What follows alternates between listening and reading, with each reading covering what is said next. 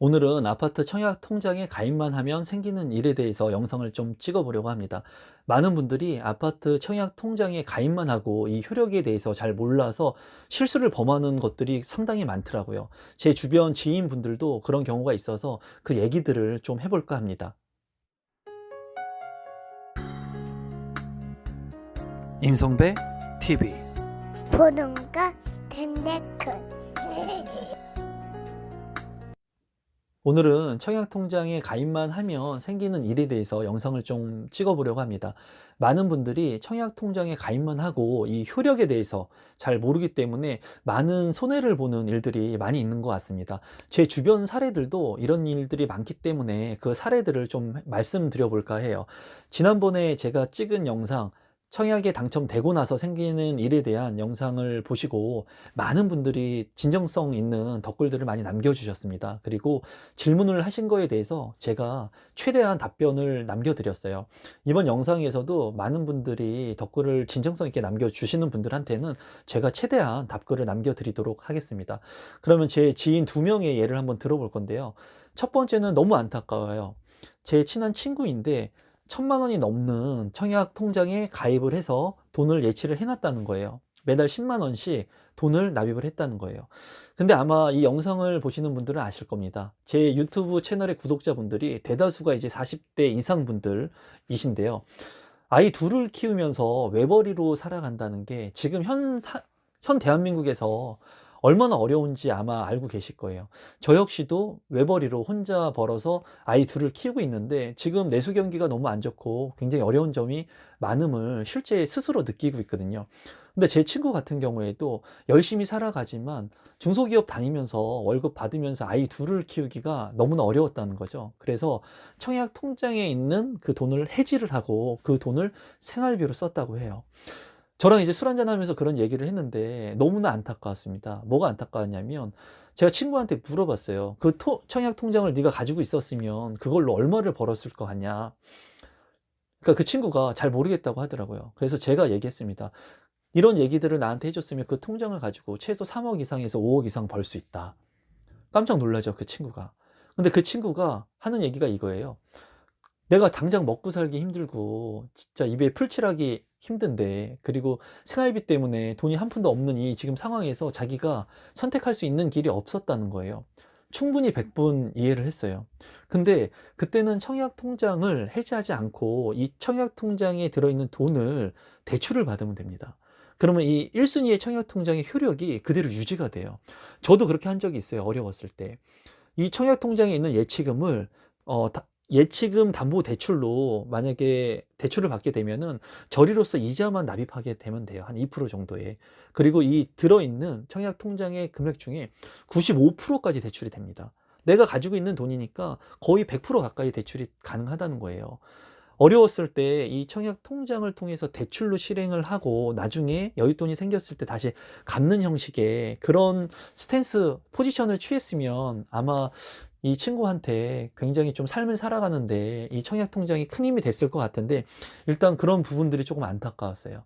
그래서 이 영상을 보시는 분들이 정말 어려운 분들이 있을 수 있어요. 삶을 살아가면서 정말 당장 돈이 필요한 분들이 있을 수 있죠. 그런 분들은 이 청약 통장을 절대 해지하지 마시고 이 청약 통장에 있는 돈을 가지고 대출을 받으시면 됩니다.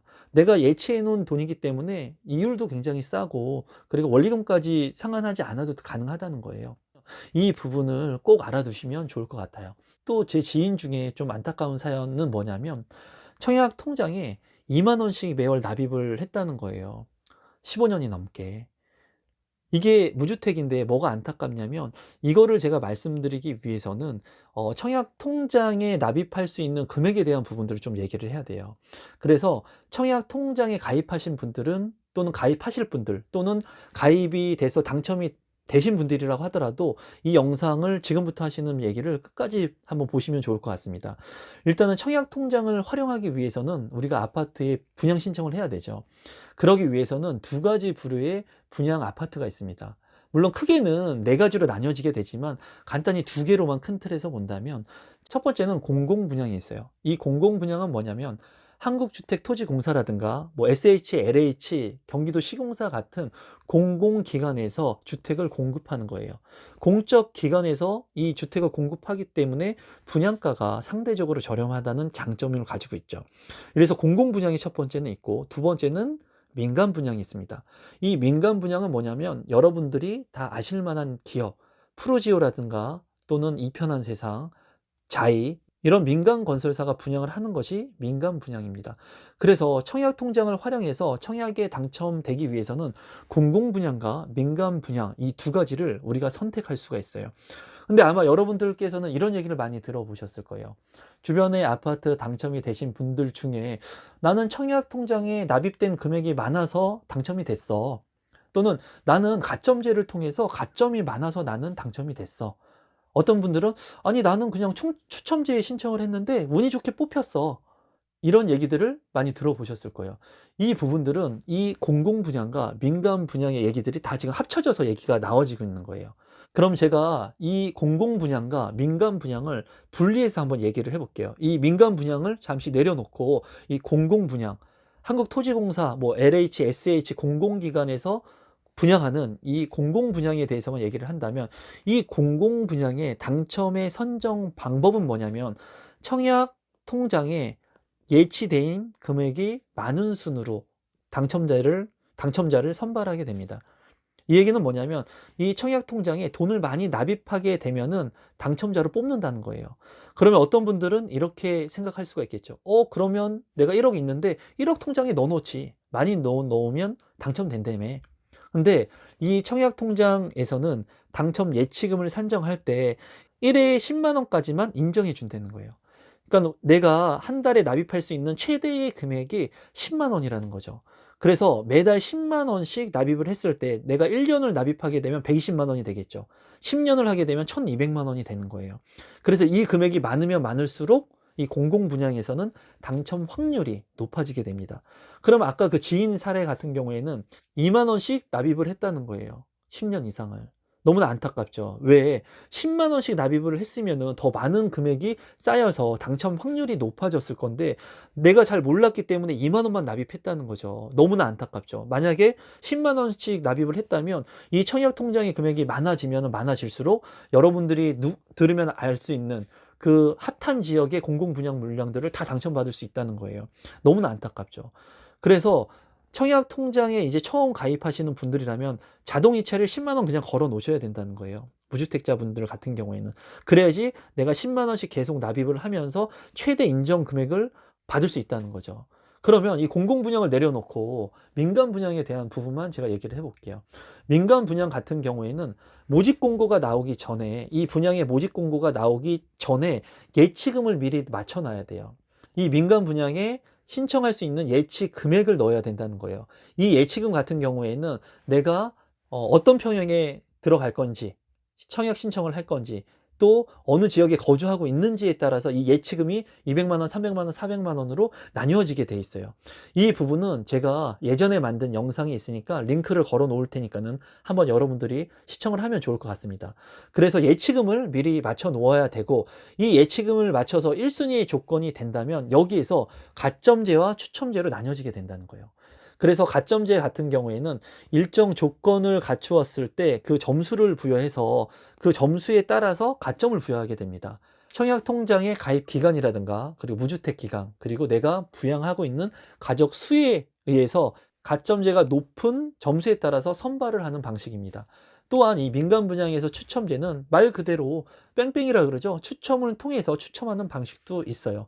그래서 이게 평형별로 나뉘어집니다. 그래서 일정 85제곱미터 이하 이상으로 나뉘어져서 추첨제와 가점제가 이제 세부적으로 나뉘어지게 돼 있어요.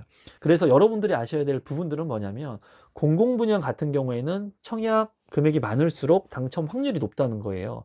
그래서 아까 제 지인 같은 경우에는 너무나 안타깝게도 2만 원씩 납입을 했기 때문에 최대 인정 금액이 10만 원인 거를 몰랐다는 거죠.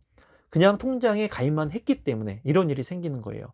청약 통장에 가입을 했으면 이 청약 통장을 어떻게 활용할 수 있는지 여러분들이 여러 가지를 공부하고 검토를 좀 해보셔야 된다는 거예요.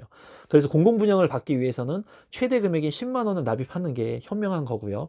그리고 민간 분양 같은 경우에는 내가 일정 부분을 모집 공고 전에 예치를 해놓고 이 가점제와 추첨제에 따라서 내가 가점이 높으면 가점제 신청을 해야 되는 게 맞겠죠, 당연히. 가점제가 낮은데도 불구하고 가점제 신청하는 건 별로 좋지 않겠죠. 민간 분양 같은 경우에는. 민간 분양 같은 경우에는 내가 가점이 낮다면은 추첨제로 방향성을 틀어가지고 청약에 신청하는 것이 당첨 확률을 높일 수가 있습니다. 그래서 공공분양과 민간분양에 대한 얘기를 좀 하면서 청약 통장에 가입만 하면은 잘 모르는 부분들에 대해서 제가 오늘 설명을 좀 해봤습니다. 그럼 오늘은 이것으로 영상을 마치도록 할 거고요. 제 유튜브를 통해서 여러분들한테 앞으로도 아파트 청약의 비법들, 그리고 정보들, 노하우들, 재테크 정보들을 여러분들한테 알려드릴 겁니다. 그리고 진심으로 이 영상을 보시는 분들이 저는 그렇게 생각합니다. 정말 진짜 소중한 것은 시간이라고 생각해요. 시간. 이 귀한 시간을 내셔서 제 영상을 보시고 있는 여러분들한테 절대로 실망시켜 드리지 않는 영상들을 제가 제작해서 제공해 드리도록 정말 노력하겠습니다. 그리고 여러분들의 삶이 정말 행복한 삶을 살 수 있도록 제가 조금이라도 노력을 해보도록 하겠습니다. 그럼 오늘도 부족한 이 영상을 끝까지 시청해 주셔서 진심으로 감사드립니다. 그럼 오늘 영상은 이것으로 마치도록 하겠습니다. 감사합니다.